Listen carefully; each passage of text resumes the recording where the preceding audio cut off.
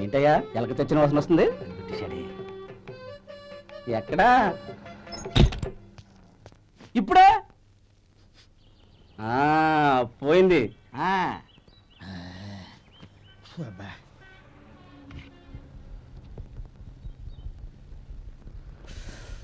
ఏమయ్యా కాలు ఇలా ఊగుతూ ఉంటే టిఫిన్ ఎలా చేసేది?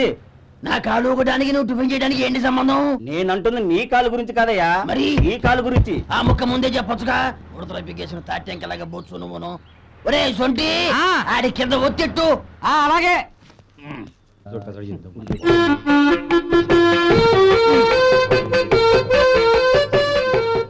ఇప్పుడు ఓకే.